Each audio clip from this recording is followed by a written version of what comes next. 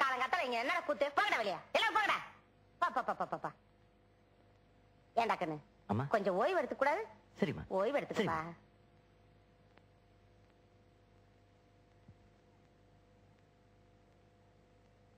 சிசியா ஒரு பீடி கொடு.